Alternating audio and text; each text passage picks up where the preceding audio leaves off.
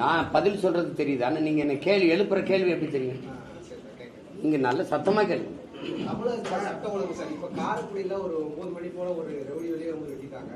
1 மணி நேரத்துக்கு முன்னாடி திருத்தணியில ஒருத்தர் வெட்டிட்டாங்க, சேலத்துல ஒருத்தர் வெட்டிட்டாங்க. அது எல்லாமே பாத்தீங்கன்னா மக்கள் நடமாற ஒரு பகுதி தான். மக்கள் சாதாரண பாத்துக்கிட்டு போறாங்க, கார்ல வர்றாங்க, வெட்டுறாங்க, இது நடந்துட்டு. ஆனா போலீஸ் சுட்டு பிடிக்கிறாங்க. திமுக அமைச்சர் சொல்றாரு, குற்றவாளிகள் தப்பிட்டு போற அளவுக்கு இருக்கு, அதனால தப்பிச்சு போற அளவுக்கு இருக்கு, நடவடிக்கை இருக்கு, முதல்வர் நடவடிக்கை எடுத்திருக்காருன்றாரு சார். போலீஸ் பாத்தீங்கன்னா அந்த கையில தான் சொல்றாங்க, வேறு மாநிலத்துக்கு தப்பிக்கிற அளவுக்கு நடவடிக்கை எடுக்கிறாரு. கடுமையான நடவடிக்கை இங்க இருக்கு. தமிழகத்துல ஓடி ஒளிகிறாங்க. நீங்க தமிழக அமைதி நான் வந்து மண்ணின் மகனா அன்பா என் மக்கள்கிட்ட சொல்றது, நாம இன்னும் கொல்லப்படலையே அப்படிங்கிற அளவுல நீங்க மன நிறைவு அடைஞ்சுக்கிற வேண்டியதுதான். கேட்கறதுக்கு முதல்வர் சொல்ற பதில பாருங்க. போன ஆட்சியை விட இந்த ஆட்சியில கொலைகள் குறைவுங்கிறாரு. ஒரு கொலைனாலும் கொலை தான், ஒரு உயிர்னாலும் உயிர் தான். இங்க எப்படி கட்டமைக்கப்படுதுன்னு பாத்தீங்கன்னா, வளங்களை கொள்ளையடிக்கிறவன் முறைகேடா மலைகளை நொறுக்கி கற்கள்ங்கிற பேர்ல, குவாரிங்கிற பேர்ல மணலை அள்ளி விற்கிறவனை தடுக்க போறான்னு ஜவஹர் அலி கொலைக்கு நீங்க கடுமையா நடவடிக்கை எடுத்திருந்தா ஜாகிர் ஹுசேன் இன்னைக்கு செத்துருக்க மாட்டார். 6 மாசமா அவர் வலைவழியில பேசிட்டே இருக்காரு. நேரடியா முதல்வருக்கே பேசுறாரு. இந்தந்த அதிகாரிகளோட தொடர்பு இருக்குது, இவங்க என்னை இத்தனை முறை என்னை கொல்றதுக்கு அச்சுறுத்துறாங்கன்னு. அதுக்கப்புறமும் ஒருத்தர் உரிய பாதுகாப்பு கொடுக்கல. நடுச்சாலையில வெட்டுறதுங்கிறது இது எப்படி இந்த துணிவு வருது? நீங்களே இப்ப 3 கொலைகளை சொல்லிட்டீங்க. இப்ப பாருங்க, இந்த ஒரு 4-5 நாளைக்குள்ள எத்தனை கொலைகள் அப்படின்னா, இப்ப நான் வீட்டுக்கு பத்திரமா போவேனா, நீங்க வீட்டுக்கு போவாங்களா, என் தங்கச்சி எங்க அண்ணன்லாம் வீட்டுக்கு போவாங்களாங்கிற ஒரு உறுதித்தன்மை இல்லாத ஒரு பாதுகாப்பற்ற ஒரு மாநிலமா, ஒரு நாடா இந்த நாடு உருவாயிருச்சு. இவ்வளவு துணிச்சலா நீங்க வந்து அவங்க கொலை செய்யணும். தப்பி போகாம தடுக்கிறாரு முதல்வர். ராமஜெயம் ஐயா கொலை நடந்து எவ்வளவு நாளாச்சு? இப்போ தம்பி ஆம்ஸ்ட்ராங்குடைய கொலை நடந்து, இவங்க யாருமே வந்து இப்ப நீங்க சொல்றாங்களா ஒரு எளிய நபர்கள், பெரிய பின்புலம் இல்லாத நபர்கள். பின்புலம் இருக்கிற நபர்கள், சமூக செல்வாக்கு இருக்கிற நபர்களுக்கே இந்த நிலை. வீட்டு வாசல்ல வெட்டுறாங்க ஆம்ஸ்ட்ராங்க, ஒரு பெரிய அமைச்சருடைய தம்பியை கொல்றாங்க. யார் கொன்னது, யாரு, என்ன நோக்கத்துக்காக கொல்லப்பட்டாங்க, இதனால இந்த குற்றவாளிகள் தண்டிக்கப்பட்டாங்க இப்படின்னு வெளியில செய்தி வந்தாதான் குற்ற எண்ணிக்கை குறையும், குற்றவாளி அச்சப்படுவான். போறாங்க 90 நாள்ல வெளியில வராங்க.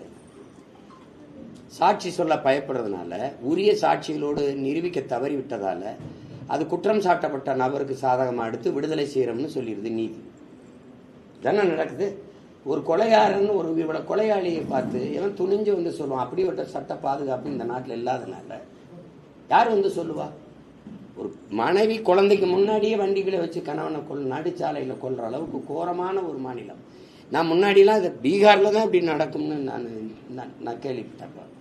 ஆனா இப்ப கண்ணு முன்னாடி நம்ம மாநிலமும் இந்த அளவுக்கு ஆயிடுச்சு. இப்போ யாருக்கும் இல்லை, பள்ளிக்கூடத்துக்கு பிள்ளைகளை நம்பிக்கையோடு அனுப்ப முடியாது, கல்லூரிக்கு அனுப்ப முடியாது, தொடர் வண்டியில் அனுப்ப முடியாது, பேருந்தில் போக முடியாது.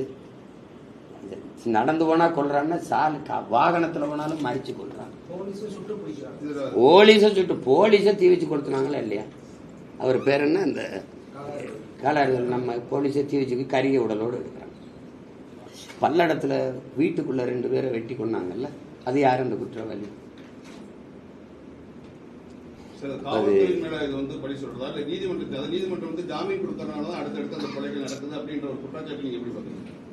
காவல்துறை யாருக்கு வேலை செய்யுது? காவல்துறை யாரோட இருக்கு? இப்போ உதாரணமா உங்களுக்கு சொல்றேன். இப்ப நாங்க போராடுறோம், எங்களுக்கு பொழுது போகாம போராடுறோமா? இல்லை, மக்களுக்காக. காவல்துறையில் பணி செய்கிற அந்த அதிகாரிகளுடைய பிள்ளைகளுக்கும் சேர்த்து தான் நாங்கள் உரிமைக்கு போகிறோம். இப்போ இந்த மீனவர்களுக்காக நாங்கள் போராடுறோம் ராமேஸ்வரத்தில். நாளைக்கு முதல்ல காவல்துறை அனுமதி மறுத்தது. நான் கேட்டது சனி ஞாயிறில் தான். அங்கே வந்து அரசு பள்ளிக்கூடம், உங்களுக்கு தெரியும், விடுமுறை நாளில் பள்ளிக்கூடம் இருக்குது, அதனால தர முடியாதுங்கிறது. இது சரியான பதிலாக இருக்கா? இல்லை. நீதிமன்றத்துக்கு போகிறோம். நீதிமன்றத்தில் போய் நீதிபதி சரி நடத்திக்கிறீங்கன்னு கொடுத்த பிறகு அந்த உத்தரவு எங்கள் கையில் காட்டுங்க, எங்கள் கண்ணில் காட்டுங்க, அப்போ தான் உங்களை மேடை போட விடுவோம்னா இது எப்படி? அவர் தான் சொல்லிட்டார்ல, வரும்ல, காட்டுவோம்ல. ஆனால் எவ்வளவு நெருக்கடி தருதுன்னு பாருங்க. இந்த போராட்டம் எது எங்கள் தன் தேவைக்காக, எங்கள் லாபத்துக்காக, எங்கள் தேவைக்காக போராடுறது போல தடுக்குது.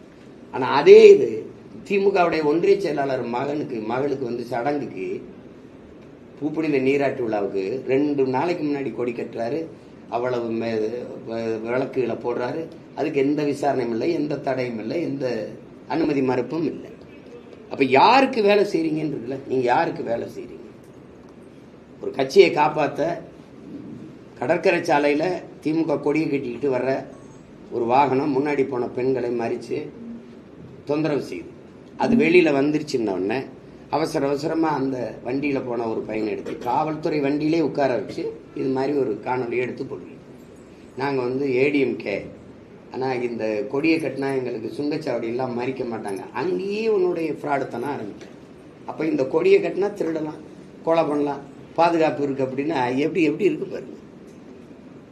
உடனே அவரை எடுத்து எங்களுக்கு இதில் இல்லை, நாங்கள் அந்த அதில் நாங்கள் தெரியாமல் இதுக்காக தான் கொடியை கட்டினோம்னு சொல்ல வைக்கிறேன். நீங்கள் ஏன் இந்த குற்றவாளிகளை வாக்குமூலத்தை எடுத்து வெளியிடுறதில்லை? ஆம்ஸ்ட்ராங் கொலையில் கைதிகளை தினம் நீதிமன்றத்தில் ஏற்றி இறக்குறீங்கள கொண்டு அவர் இதை சொன்னார், இந்த காரணத்துக்காக கொண்டாங்கிறாருன்னு ஏன் எங்களுக்கு சொல்ல மாட்டேங்கிறீங்க? சேகர்பாபு சொல்றாரு, முதல்வர் எடுக்கிற நடவடிக்கைனால எல்லாமே வட மாநிலத்துக்கு குற்றவாளி பயந்து போடுறாங்க. அவ்வளோ கடுமையா குற்றவாளி எந்த தைரியத்தில் கொலை செய்யறான்? எந்த தைரியத்தில் செய்யறான்? இதுக்கு முன்னாடி இருந்த ஆட்சியில் இப்படி நடந்ததா சொல்லுங்க? இப்படி நடந்ததா? அங்கொன்று இங்கொன்றுமா எப்பாவது சொல்லுங்க. கொன்னுறலாம், கொன்னுட்டு வேற மாநிலத்துக்கு ஓடிடலாங்கிற துணிவு அவனுக்கு எப்படி வருது? எப்படி வருது சொல்லுங்க? இவ்வளவு உளவு படை இருக்கு, இவ்வளவு ரகசிய கண்காணிப்பு படைகள் வச்சிருக்கிறீங்க, காவல்துறை வச்சிருக்கிறீங்க, இவ்வளவு பெரிய கட்டமைப்பு, இது எப்படி அவன் தப்பிச்சு போயிடறான்னு சொல்றீங்க? ஏன் சாராய கடை திறந்து வச்சுங்க, வேற மாநிலத்தில் போய் குடிச்சிருவான்றீங்க. இது ஒரு காரணமா? இது ஒரு காரணமா சொல்லுங்க? காமராஜர் காலத்துல சாராய கடை இல்ல, அண்ணா காலத்துல இல்ல, பக்தவச்சலம் காலத்துல இல்ல, ராஜாஜி காலத்துல இல்ல, ஓமந்தூர் ராமசாமி ரெட்டியார் தாத்தா காலத்துல இல்ல, குமாரசாமி ராஜா காலத்துல இல்ல, சுப்பராயன் காலத்துல இல்ல. இப்படித்தான் பக்கத்து மாநிலமே குடிப்பாங்கன்னு காரணம் சொல்லிட்டு இருந்தாங்களா? சரி, 6 வயசு பிள்ளைய வன்முணர்வு செஞ்சு கொலை பண்ணி போறான், மனநோய் பாதிக்கப்பட்ட மனநலம் பாதிக்கப்பட்ட பெண்ணை கற்பழிச்சு போறான், அதனால விபச்சார விடுதியை திறந்து விட்டுருவோமா சொல்லுங்க? அது ரொம்ப பண்றாங்க, 60 வயசு அம்மால இருந்து எல்லாரையும் பண்ணிடுறான், அதுக்காக விபச்சார விடுதியை திறந்து விடுவீங்களா?